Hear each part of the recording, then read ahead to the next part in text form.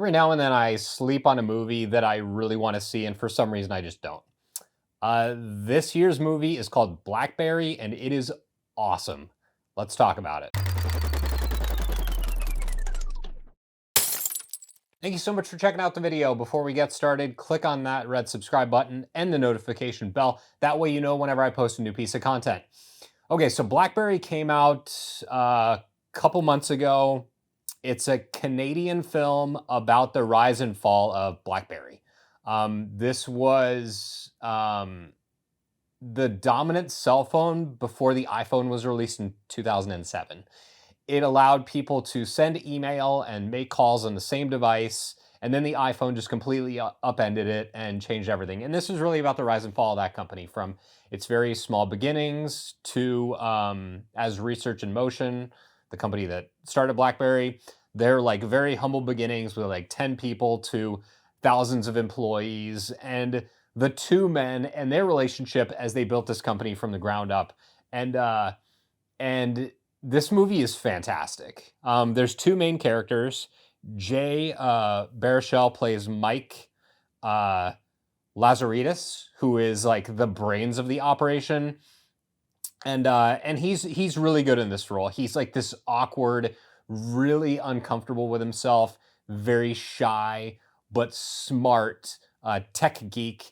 And then Glenn Howerton plays Jim Balsillie, who's like the shark. And Howerton as Jim is phenomenal. He gets to play just a complete monster of a human being. Balsillie destroys everything in his path. He's like a terrible boss. He's a terrible coworker. He's just the worst. And you can tell that Howerton is really having a lot of fun playing this part. He plays a fairly unhinged maniac on It's Always Sunny in Philadelphia, and so translates really well to this character. And you can just tell the guy's having an absolute blast as a real pit viper, a real snake, a real shark of a human being who doesn't care about anyone else, just cares about making money and making himself look like macho and cool. And yeah, so the movie covers that time period from 2000 and I think it was like the mid to late 90s and then up until 2007. And if I have any criticisms of the movie, there's really just like one or two. I think firstly, the character of Mike, and Jay Baruchel is funny, but he ages very strangely in the movie because he has white hair at a relatively young age, which is fine, and then it just becomes like cartoonishly massive as the time passes, and it's just not really all that believable. But this movie is funny.